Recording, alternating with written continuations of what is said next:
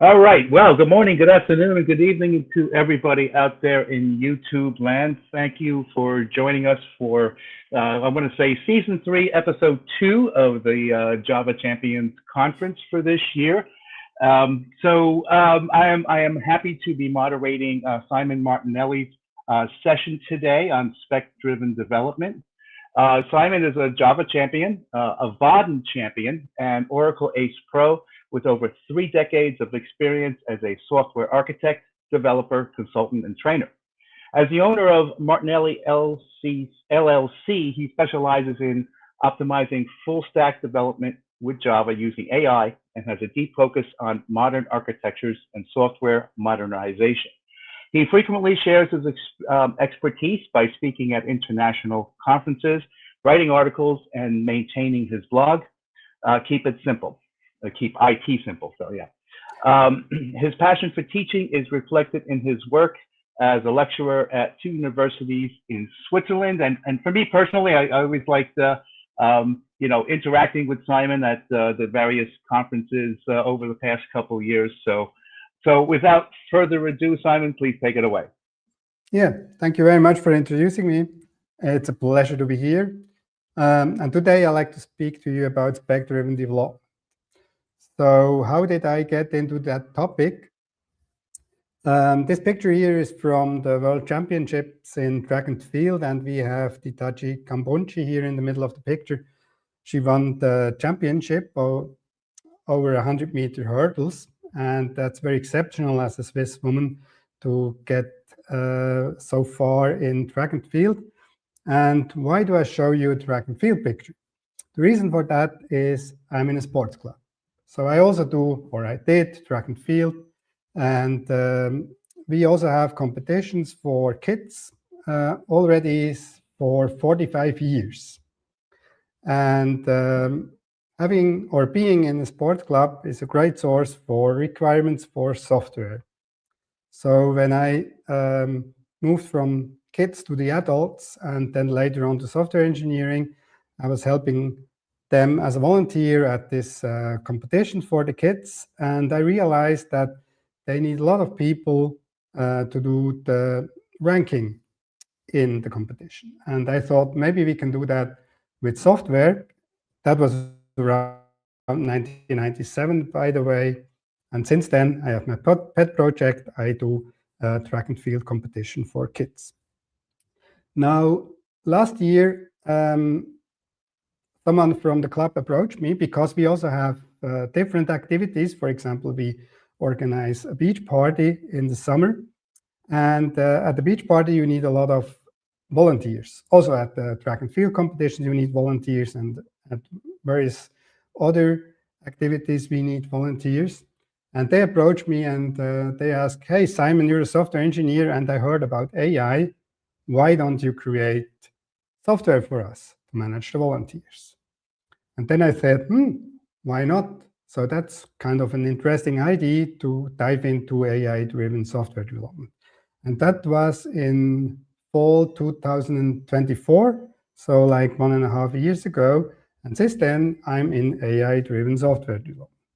Now, I started around fall or Christmas with the project, and I used Windsurf. So I started with AI coding. I did some prompts, and finally it worked. And I was quite surprised that it was so simple to do that.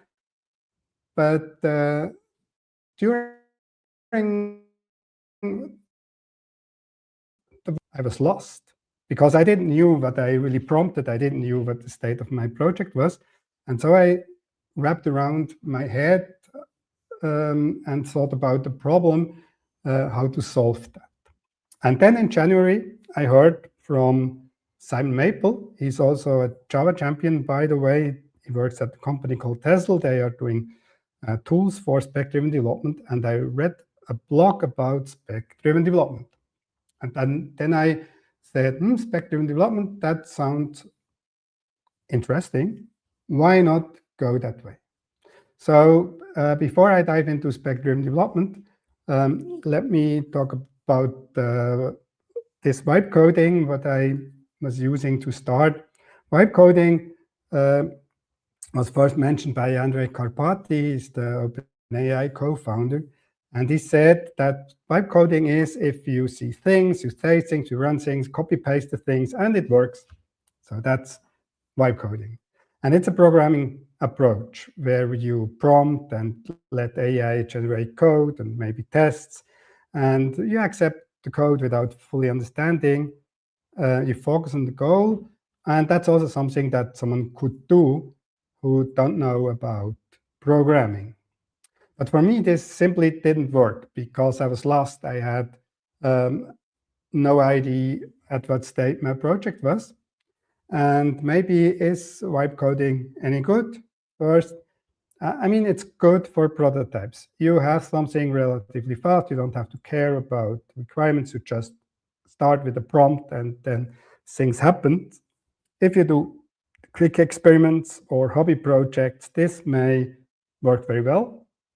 But on the other hand, there are also risky stuff. So I would say vibe coding doesn't fit business applications. And with business applications, I mean like ERP system or software that is used by the government or insurance applications or CRMs or supply chain management software, something like that. Very complex system with a complex domain or security critical applications. Then maybe vibe coding is not good. On the positive side, we also have non-programmers can build applications, but that's also risky. Non-programmer can build applications. And I heard from people that saying that non-programmers were trying to build applications or did build applications that moved them to production, and finally they lost data or everybody could access the data or they were hacked or whatever could happen if you're building software without having security in mind. So let me add some quotes by Martin Fowler, because Martin Fowler was saying that for him, like the new AI-driven software development feels like the move from assembler to high-level programming languages. So we moved away from very low-level assembler back in the days to programming languages like C or later, for example, Java. And on the other hand, we also says that it's rising the level of abstraction, but it's also non-deterministic. And this non-deterministic, that's quite a problem, and we will get into that in a minute as well.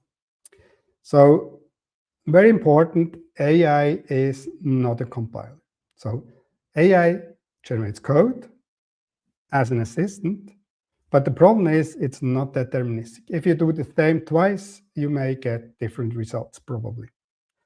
And that's very important because in the beginning, when I was talking about spec-driven development, I had a lot of people telling me, oh, we had that already. It was called model-driven development like 20 years ago. But that's not comparable because with model-driven development, you had, for example, a domain-specific language or UML, and then you were generating code from the model. So you could throw away the code and regenerate it with the tool based on the model, and you will get exact same result. If you do that with AI, at least currently, you will not get the same output. So it's not deterministic. And it can make mistakes. And finally, you are responsible for the output. As I said before, if you just put your code in production, it may be at risk. So maybe you will lose data, or someone can steal your data, or someone will hack your application, and this could be bad for your business. So when I was reading about this spec-driven development, I was on a page. It's called AI native development. It's from the company called Tessel. And they said AI native development are three things. So first of all, we have a spec-centric development approach. So we need clear intents or specs to guide AI to generate code. That's the first thing you need. Then we need something called context-aware development. That means the AI agents filling the code needs to understand the full code base or everything that is needed to generate the code. And finally, to make that a fun experience for the developers or the person who is using that tool. We need agent experience. So that means we need some AI tasks that can be run autonomously, for example, and enhancing the developer throughput. So these are the three pillars of AI native development. Now, spec-driven development, short SDD, there you start with the spec, not with the code. So the truth lies in the spec and not in the code. I'm doing software development for 30 years already, and in the last around 7 years, I was working on modernization projects mainly. And the biggest problem about modernization projects is not to move like code from COBOL to Java, for example, but the biggest problem is you don't have any specs. So that means the truth is in the source code, and a lot of developers argue that's good. So that's finally the destination where the truth should be in the code.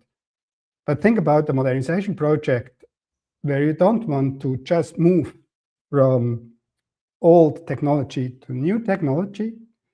You want to add business value during the modernization. So that means you want to improve how the people work with the software. You want to improve the business process or adapt the software to the business process. And now you don't have any requirements, you have no specs, or maybe you have them, but they are probably outdated and not correct. And I was doing a lot of modernization work, as I already said, and what we tried there is to reverse engineer the code because the truth is in the code. But if you do that, for example, if you say, okay, I need some sequence diagram or activity diagram from a certain method, you will get something you cannot really use. Because during working on software, if you have legacy software that is around for 20 or 30 years already, there are a lot of features added to the software, and very often the developers doing the change do not fully understand the software. And they add something that I call a balcony. So I call that balcony architecture, by the way. And by balcony, I mean some code, an if statement, a switch, or something like that, that's just added because the developer may need to change the whole flow in the code to implement the feature, but he was afraid to break something, so he just added this little balcony. And if you now regenerate the specification from such code, you will end up in diagrams or documentation that are reflecting the implemented code, but not implement or not reflect the business content, the business intent. So that's probably a problem. And so spec-driven development goes a different path. It starts with the specification. And we will see what specification could be. Let's move on with that. So if you want to work on specification or generate code from specifications, then the specification must be executable. Now, what needs executable? Executable means that the specification has enough details that AI can generate code from it. And not only code, because you also want to have a tested system. So you may want to generate tests on different levels, maybe unit test, integration test, end-to-end tests, also from the specification. And the specification acts as a stable contract between business intent and technical implementation, means the spec should be readable by both. So by the business people and also by the technical people. So the spec is kind of the interface definition between business and implementation. And finally, if you have specifications, then you can check if the specification on one hand still cover the requirements, if the requirements change, or you can check if the code and the tests still implement the spec. So you can do kind of drift management with AI together with the spec, the code, the test, and also the requirements. Now, if you're looking at spec-driven development in practice, there are a lot of tools. So we have, for example, Amazon Kiro, we have GitHub Spec-Kit from GitHub, and I myself created a process. And my process is called AI Unified Process. Why AI Unified Process? Because maybe you have heard of Rational Unified Process. Most of the people that know AI Unified or Rational Unified Process, they maybe don't have the best or had the best experience with that, or maybe they didn't like it. They didn't like it mostly because Rational Unified Process is not a process, it's a framework that you have to customize. And other than if you don't do that, you probably end up with a lot of rows and stuff like that. Now, let's go to my process. First of all, let's have a look at the comments. We have Francois here.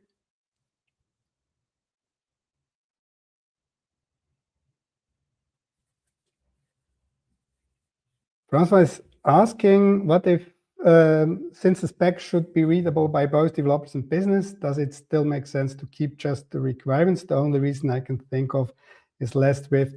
I mean, it depends a bit what the requirements are. Usually the requirements are business processes, they can be quality requirements, they could be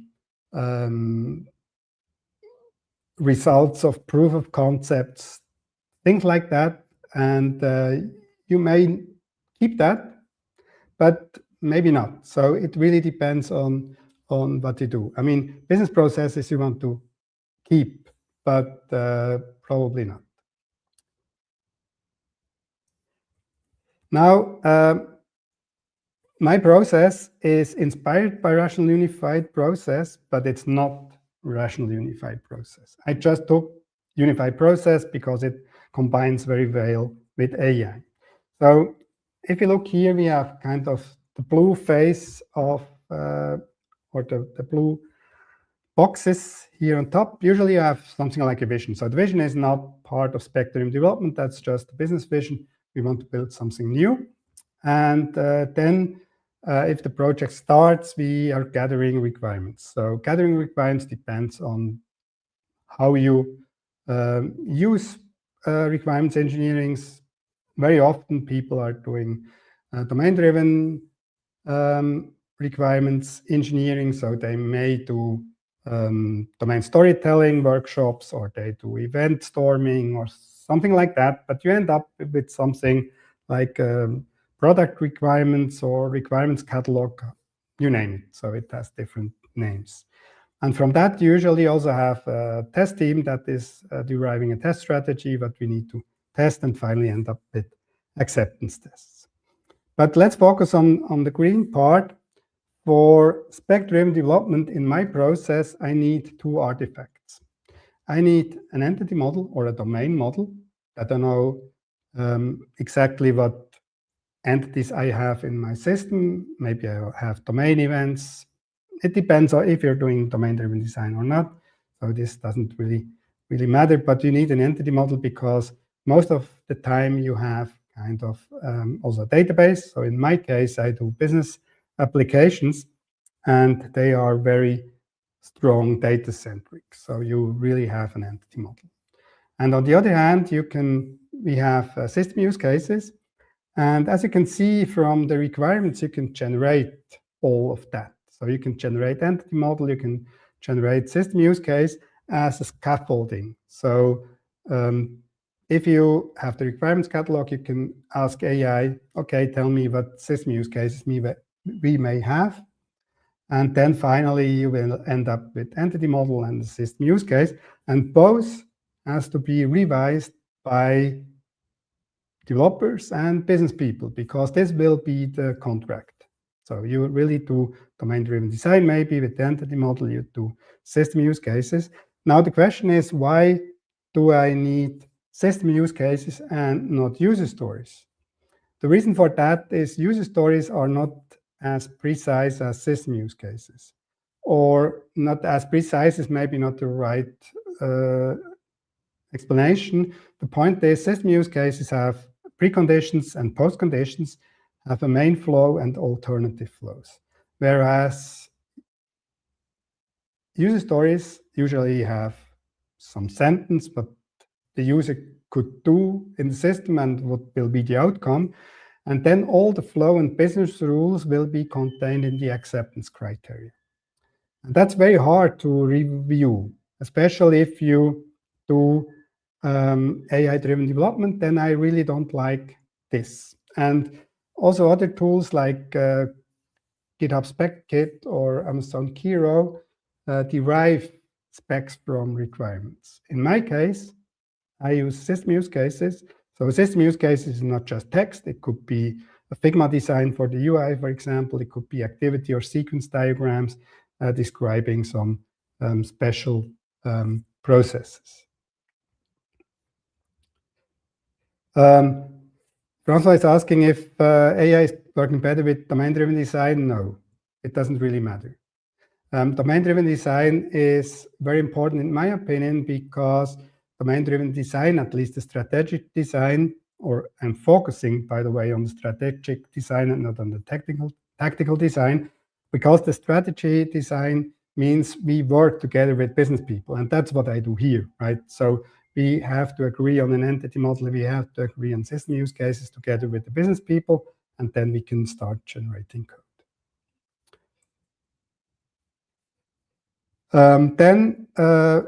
On the other hand, we also do architecture, by the way. This depends a bit if you're in a greenfield project or if you're building an application that also has kind of a macro architecture or reference architecture, then you have to use. So you can use that, or you also can generate that, revise that.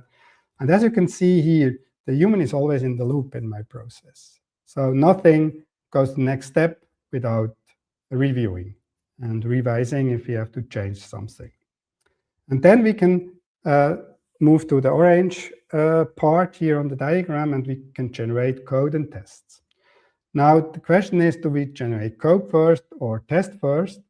That depends on the tests or depends on the application. So, for example, if your use case is building a REST API for third-party applications or for something else that you want to share with other microservices, for example, then a test-driven approach could be beneficial because you probably have an open API spec and you can start with the spec and then generate the test first and then do test-driven development.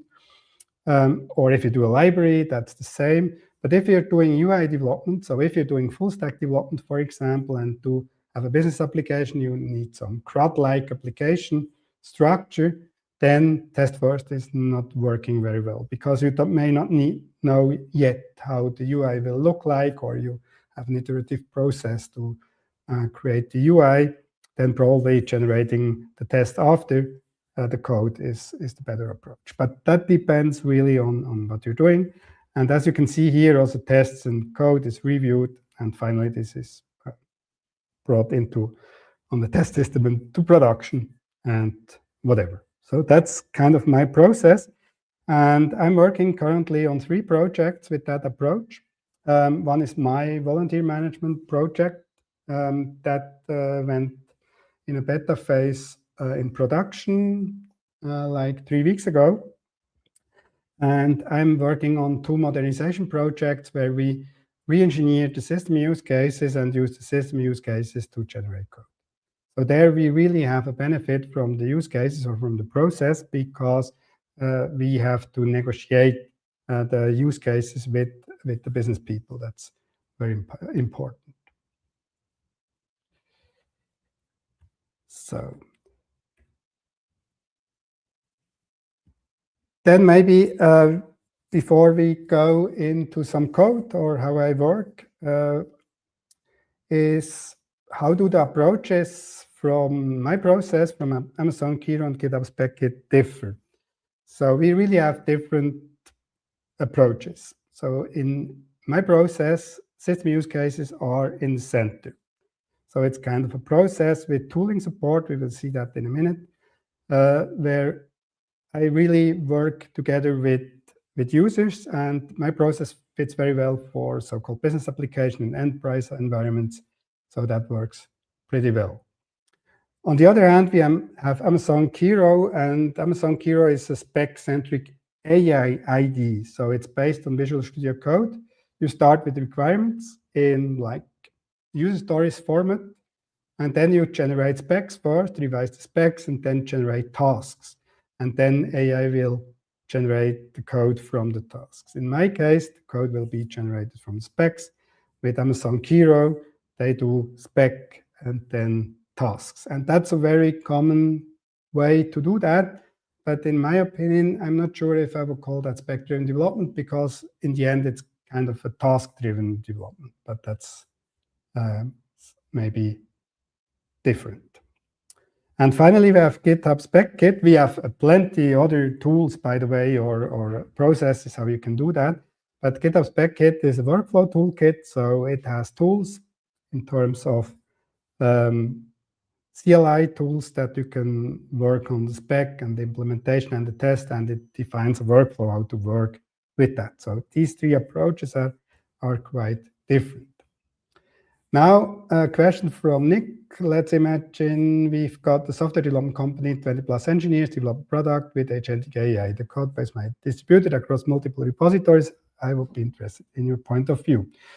Now, the point is, first of all, let's move to the next slide, because there we already have kind of the answer to exactly that question. Perfect timing.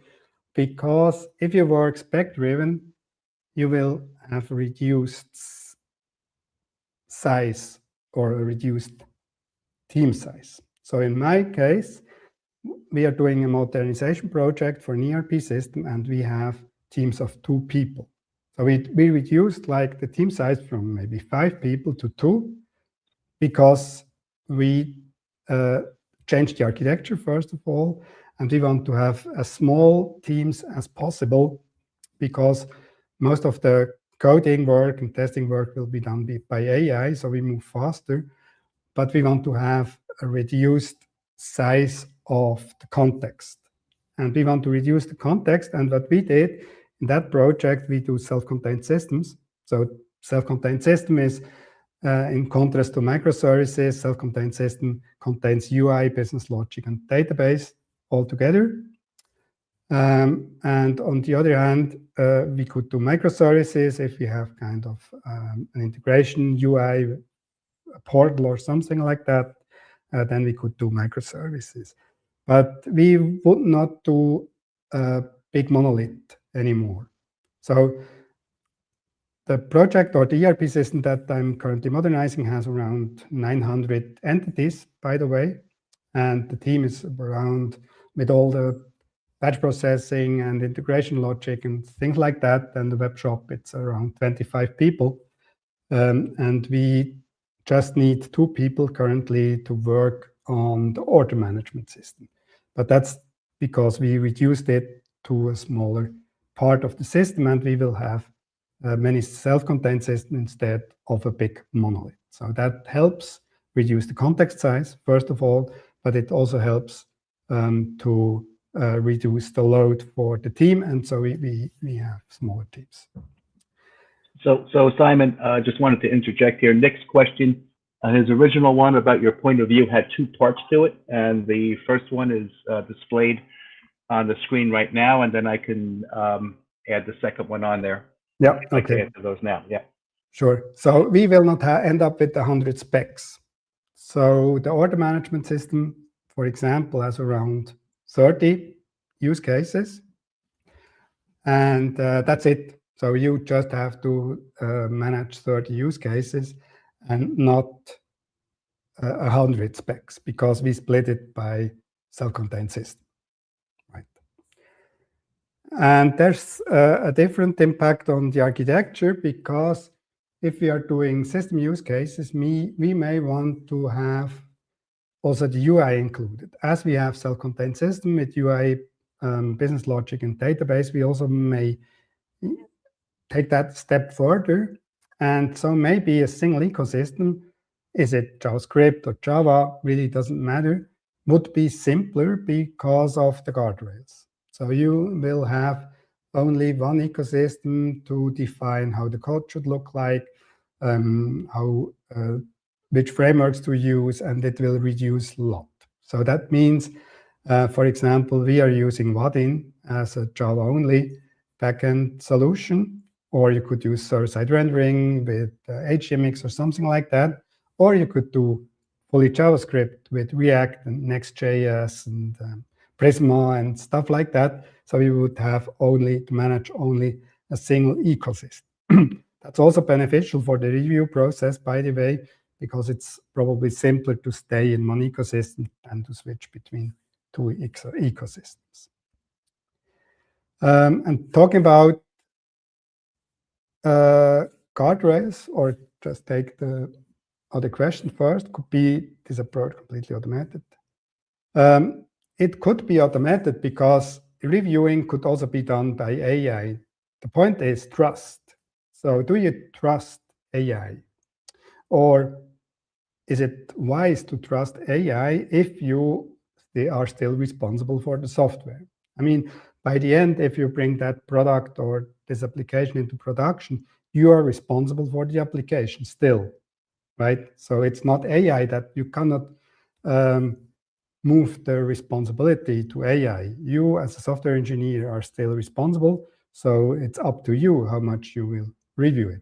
But for sure, pull request reviews, for example, can be automated. You can use GitHub on GitHub Copilot on GitHub, or you can use Claude on GitHub directly to do pull request reviews. And then you can do that more efficient, maybe. But what's very important is that the better you know your stack you're using, the simpler the review. So in my case, I know Vaadin and Juke and Spring Boot very well. I would call myself an expert in these technologies. So I just have to look at the code and then I see if it's correct or not. So I don't have to read line by line to see that. Now the question is also, how do you handle complex functionality? I try to separate that, no matter if I use AI or not. So for example, if I have complex business logic, I try to implement that in functional ways, so without dependencies, that I don't have to use mocks, for example, while testing. And I can separate that from the rest of the application. So we really can split that. It depends on how you want to do that. I will come to a system use case example just in a minute with the demo. But before we go into the code or into the project, something that is very important are guardrails.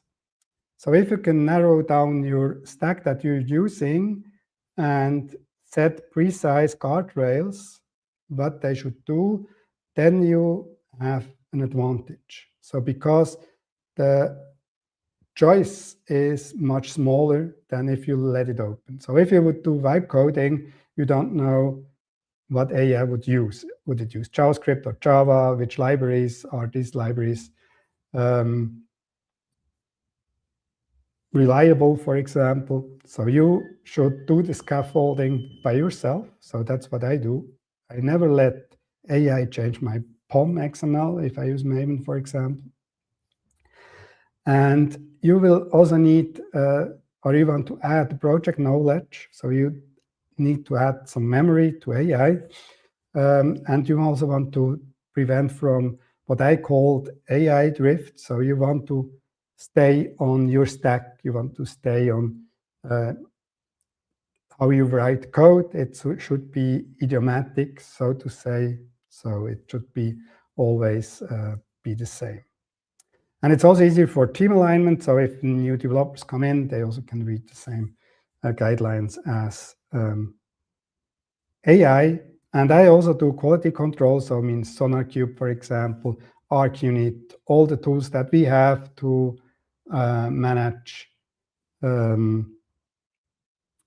architecture, code quality, linting, stuff like that will all be there. Everything will be there. So now I have a project where you can see how this works. And this project implements my competition management software. So this is how it looks currently. So we have, for example, a dashboard, and here we can produce a competition ranking list, like so. So we have competition, we have categories, we have athletes, and here, if you look at the second line below the name, we have the results. For example, 80 meters, 12 seconds gives you 450 points. And for that, I created a project. It's called AI Track and Field. You can get it on GitHub. And the project has a few branches. So every step here will be in a branch so that I can skip some work just to give you a demo very shortly. And this project here, that starts with a plain vision. Something that, in my opinion, is very important, and that's also what we do in the projects, we have everything in Markdown in Git. So we have Markdown or ASCII doc, depending on the customer or on the preferences. We use also diagrams as code. So Plan2ML, for example, for the use case diagram. And other than that, we use Mermaid. Why Plan2ML? The reason is Mermaid has no use case diagram. And I need a use case diagram to get an overview of all the functionality in the system. So we start with the use case diagram. That's why we use Plan2ML. Mermaid is preferred because Mermaid, to use Mermaid, for example, if you generate an HTML page from the Markdown, you just can include the Mermaid JavaScript, and then it will render the diagrams. So that's very, very simple.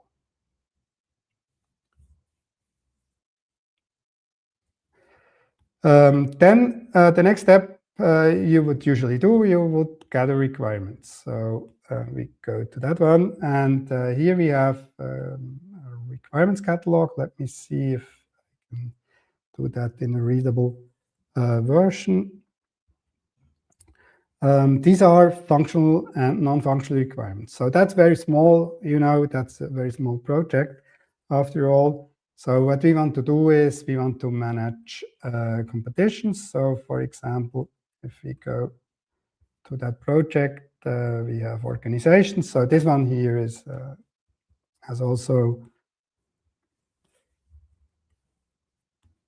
tenant, and here we have the competition, for example. Then we can edit the categories and the athletes, for example, and finally we can enter the results. And that's more or less what we have here in the functional requirements. We also have the calculation of the points is based on a athletics federation ranking formula. So this is something, and here it's special because AI would already know this domain. So I can use AI also to generate these requirements because that's not unique. Everybody that is doing track and field competition software is having the same formula to calculate the points, for example, and also the process, how this works, is the same. So here we have just some user stories that could come from your users. And what we do next is we would generate a use case model or a use case diagram, and this could look like this. So we have here the actors, and that's something that is really helpful for also speaking with business people, because the actors are usually also the roles in your system. And then you can define, for example, here we have an administrator and the user. We also have a system as an actor. That's kind of recurring process that happens. But what we have here, we have the management of the competition, of the categories, of the athletes that we have shown you before. We can also manage clubs. We can register or manage the athletes. We can create events, by the way. I forgot about that. Maybe I can show you. If we go to the categories, you see that these are the parameters for the formulas. For example, 80-meter calculation is done with these ABC parameters, and then they can be adjusted depending if these are kids or adults, or if these are professional athletes or not. So that's one thing that we need to do. And based on that, we can already see the overall view of the system. And as I said before, the impact on the architecture, for example, is to split it in smaller parts, then it becomes manageable. So if you would have a system use case diagram that will cover all the use cases of a certain type, then we probably would have a problem. And I can show you this step here in my volunteer management software, for example. My volunteer management software has around 70 use cases, and here it looks a bit different because the use cases are just an overview. So I split the application into modules, so to say. So these are not bounded context or something. It's more like a management view, and we also have different actors, but the diagrams becomes too big in that case. And so we have kind of packages with use cases, and then we have the use cases in a smaller part, so we don't have that much use cases on one picture. On the other hand, what you see here, use case diagrams are also very good in terms of managing progress. And from that, you can also see where you are. I also use, by the way, AI to track progress. As I said, we are in the beta phase. We have MVP currently out that is running. It's currently tested by my sports club, but also by a music festival. And here you see the progress. And so I can really discuss with AI what should be next, and which use case makes sense, and where we are. And we can also define on the priority on the use cases. So that's kind of something that we get. And there's a question, yes, if the spec has a bug, I modify the spec and not the code. I never or rarely modify the code. So during review, if there's something completely wrong, then usually the spec is wrong. So I go back to the spec, fix the spec, regenerate the code. If I see smaller problems in terms of maybe kind of how code is used or how a library is used, I can also change that in the code. So I don't really need to go back always to the spec, but if the spec has impact or the code change would have impact on the spec must be changed first. About LLMs, it's a bit difficult to say. The best results for everything that I do is currently, in my case, or in my opinion, Claude Opus. Yesterday, or not yesterday, on Sunday, when I did some playwright tests for this project, I finally ended up and asked myself, hey, why are the playwright tests not working better? Or not, that the generation was not good, it took very long, and I was not sure, did I have something wrong? And then I realized that I had the wrong model. I was using Claude Sonnet instead of Opus, and the results was way, or with Opus was way better, by the way. So, cool. So we have the use cases. Let's close that because we need that. We have the use cases, and now we can start to generate the use case description. And for everything that I do, if you want to do that AI-driven, and if you have, for example, also the same stack as I have, then there's a marketplace.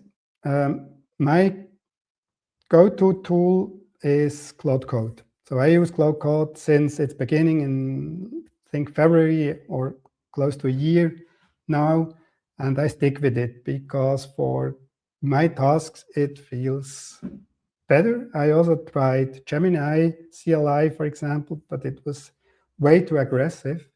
It deleted code. That's something Claude Code never does, by the way. And my experience is better with Cloud Code. But it really doesn't matter, right? The tool doesn't matter. It's the way you work. It's not really the tool. You have to figure out which tools work best for you. And what we have here is we have a so-called marketplace with a plugin. And currently I just have an AI Vadin-Juk plugin. I'm working on different. And what we have here is we have MCP definitions. Here we have some MCPs that I use. So Vadin has an MCP server that is brilliant. It's the best that I know so far. It helps really well. And then I created two by myself because I use Caribou testing, that's browserless testing. If you're interested in that topic, you can go to martinelli.ch/blog and read about that. It's like integration test on a UI level. Then I use Juk instead of Hibernate, and there I also created an MCP server. And Context 7 is a general purpose MCP server. That's not really necessary in my case. And then I have Playwright. Playwright is also brilliant MCP server because with Playwright, your AI, the agent can open your web application, use the browser, inspect the application, create screenshots, stuff like that you may need during development. So the plugin comes with MCP servers and it comes with commands.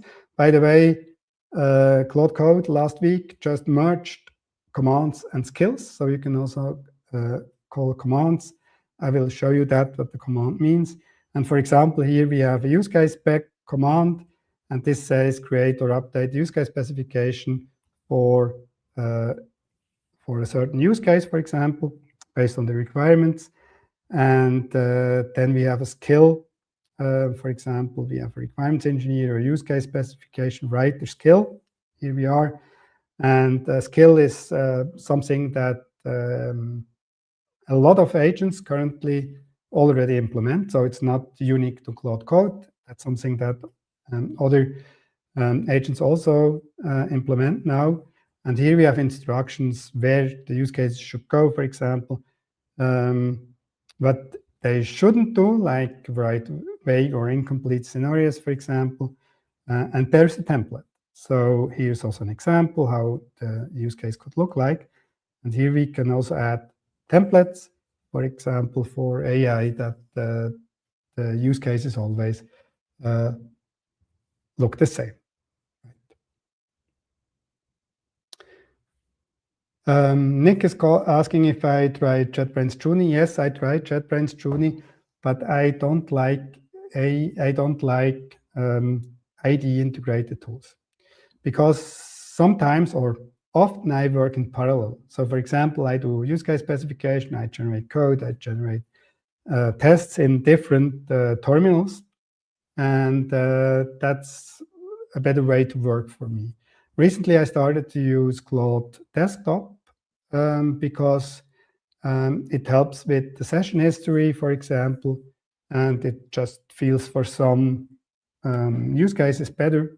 So it depends a bit, but I prefer CLI. I don't really see necessary to have IDE integration. By the way, I usually use IDE integration just to review the code. Right. Yeah, you have to tell Claude if you want to delete code. It depends a bit on where you are. As I said, guardrails and also the context that is very narrow helps. And that's the case in my case. So I really have a very narrow technology stack, a narrow or a defined architecture, defined guidelines, how things should work and should look like. I have the MCP servers that help. That's how it works. Yeah, that's it. And if I would generate the use cases, we can go to the next one, for example. So we also, what I also do is entity model. By the way, forget about that. The entity model can also be derived from the requirements. And this could look, in my case, like that. So that's a very simple entity model. We have computation with categories, athletes, the events, the club, and the results.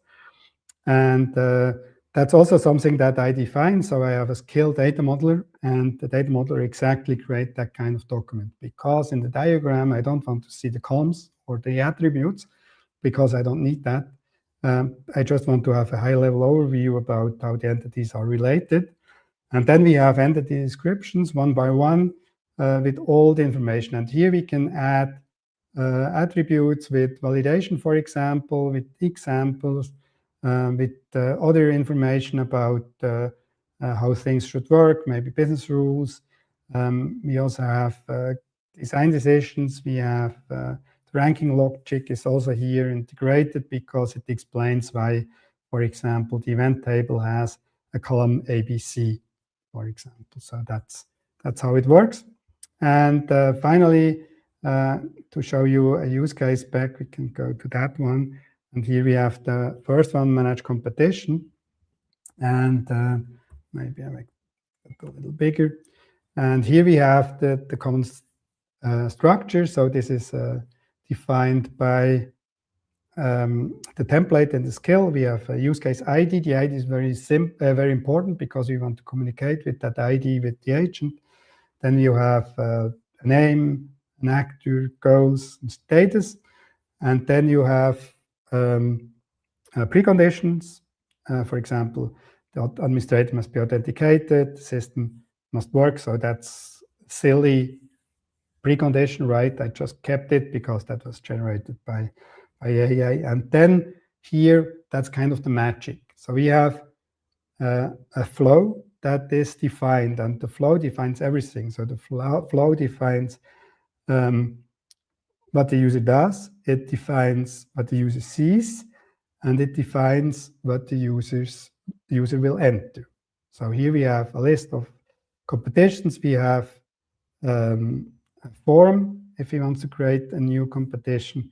Then we have validation, and we also have different alternative flows, for example, editing an existing competition or deleting a competition. Now this depends on the granularity of your use cases. You could also do like 4 different use cases for listing, creating, deleting, and modifying competitions, or you can keep it in one. So that's quite a small one. It's kind of a crude functionality that's very simple. You can do that. We also have validation errors and something like that. And we have post conditions, so what will be the outcome. And we have failure conditions. We have business rules for validation. And that's now something that you have to discuss with the end user, or the end user will write that, or you write it together. So that's part of the spec or of the requirements engineering process to do these specifications. And in the ERP modernization system, we do a reverse engineering of the spec. Then we go to the PO or to the stakeholder and discuss the use cases with them. We also do, as part of the system use cases, Figma design for the UI, because that's something I forgot to mention. Figma has also MCP servers, so the agent can get the Figma design and use that. By the way, guardrails are important also here with the design. So we have a design system with components and style guidelines. So AI will use that.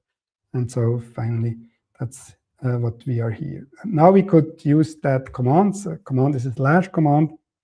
And here we have on implement. And here now I can say implement use case 001. And now AI, or Claude in that case with the Opus 5 model, will start to check the structure and read the use case documentation. And finally, create the code.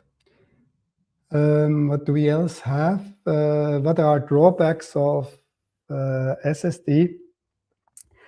It really depends a bit on the application type, and it really depends also on the flavor of SSD. As I said before, if you look at my process, which is system use case driven, it's driven by requirements, it's driven by stakeholders. That's something a bit different than Amazon Kiro, who says, okay, we get the requirements from somewhere, and then we create specs from the requirements and then tasks. And then the spec-driven tool, in that case, Kiro, is going ahead and working on the tasks. In my case, I work on the system use case, and as I said, that works probably best for these types of applications I'm usually creating. Cool. And now maybe back to what happens here. As you can see, and that's why I said that the MCP server of Vaadin is great. The MCP server of Vaadin has a primer, so something the agent always should read, that he knows about how Vaadin should be used, and then it runs. As we can see, we have some problems. That's not problems of Cloud Code. That's just a problem of the terminal implementation, and now it's running right. But because we kind of run out of time, let's get back to some recommendations. As I said, it's very important to scaffold the application yourself. And by scaffolding, I mean defining which libraries to use, which stack your application has, putting Arc unit in place, for example, use SonarQube or any other static code analyzer, use maybe a formatter, use some linting tools, use JSpecify if you want to avoid nullability problems, something like that. And if you have that, the guardrails are already there. But also in the guardrails, in terms of the Vaadin application that we're building, we have a design system. So we have our common or our own component library that has to be used. We have our own look and feel so that every application is looking the same. And we have to review everything that is generated because it's non-deterministic. You may see that it doesn't do correctly what you like to have. And in terms of generating, if you have examples, for example, test examples, because I'm using Caribou testing, that's a special framework that AI may not know very well, I can create examples. And that's also something that I put into the skills for my Cloud Code plugin, that it exactly knows how it should use testing with Caribou testing or with Playwright. And that's why I recommend to use or create skills. There are a lot of skills, but you can create your own and then use MCP servers. But you know, MCP servers already use some of the context. And if you use a lot of them and the MCP servers have a lot of tools, then they will consume already a lot of the available context, and this could be kind of a problem. So maybe you should use the MCP servers really the minimum that you need for the task to do. You can disable them, for example, or there are different techniques how you could do that. Also, Cloud Code is loading MCP servers not all at once, only the ones that need to be used. So that's something, in my opinion, that's very important. Let's see what's happened here. Still running. So to conclude, because we just have a minute, in my opinion, the specs helps to reduce non-determinism. It doesn't bring that away. So in my opinion, the more use cases you have, the more implementation that you have, the results gets better because it looks at the other implementations, for example, and then it sees some patterns and try to do it the same way. In my opinion, or a lot of people think about AI as a teammate, I wouldn't say that it's still a tool because it forgets everything. You have to add memory that it remembers things. And finally, it can accelerate development, but you must review, understand, and test the output, and you must know the architecture, the domain, the requirements, everything. So kind of, in my opinion, we are back where it started for me 30 years ago. Because 30 years ago, as a software engineer, you did everything from requirements to specs to development to test. And now we are there, but we have someone else doing the code or the tests, but you have to look at it as it would be created by a junior developer or by someone external to your project. So that's it from my side. Are there still any questions? Yes. Well, first of all, this was awesome, Simon. Thank you very much. Learned some things today. There's a couple of questions. Just want to go back. Francois talked about how isn't it funny how AI is so similar to humans, and then how humans would usually not consider working without specifications in medium to large projects, and that the same applies to AI. Yeah, that's true. The point is, what I see very often in some projects, that someone has an idea, the developers listen to that idea, and then it immediately turns into code. So there is no documentation, or the documentation is outdated. Usually the documentation is hidden in Confluence, Jira, or different tools.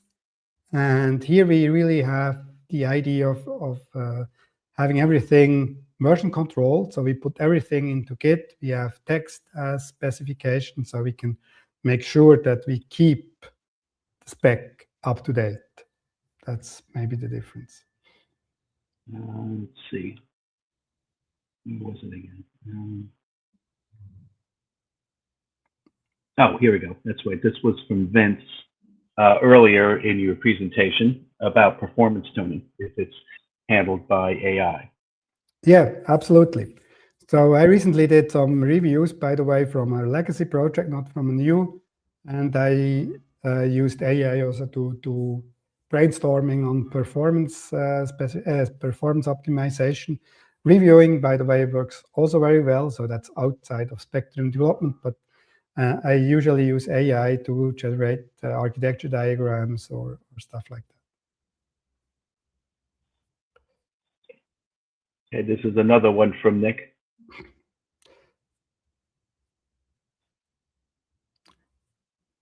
Yeah, that's kind of a problem. So specs as the source of truth means if there are changes. So I mean, you start and generate code from the spec, then you iterate, and someone tests. Also, for example, stakeholders are doing tests, acceptance tests, or the test team, and then they found issues, and then you change the spec and regenerate the code. Means that the code is not one-to-one kind of the spec, because you also generate the test from the spec. Means you really make sure that spec and test work together. But it's not like model-driven where you have a one-to-one representation in the code. Yeah.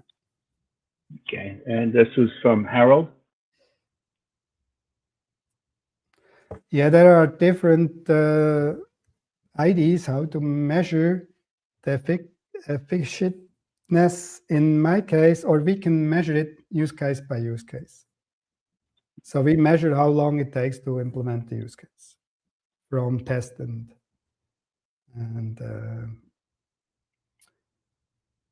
you mean the JetBrains Cloud Code integration, right? As I said, I really don't like integration in the IDs, but that's just my opinion, my point of view. But if you like JetBrains or Visual Studio Code integration of everything, because Cloud Code can be integrated in all IDs, feel free to use that. It's just not my pair of shoes. Okay, and one final one here. This came in on the live. Was from Nick as well. So this is lots of great questions, folks. Thank you very much for we already had that. Those. Yeah. We already had that before. Oh, did we? Oh, that's right. Okay, sorry. Okay, I think. Oh, wait, Cloud Code. Let's see. Cloud Code, CLI versus IntelliJ IDEA via MCP. Oh, answered. Okay. Yep. Yeah. All right. So, all right. Good. So, I know we're a few minutes over, so thanks for those of you still hanging in there, and thanks for attending today's session. Again, thanks for all the great questions. You guys, I earned my keep today as moderator. So I'll see you guys at 3 o'clock Eastern, and we'll talk to you then. Thanks again, Simon. Thank you very much for having me. And if you have any questions, you find me on social media. Just send me a message, and we can talk. Okay, great. Take care, folks.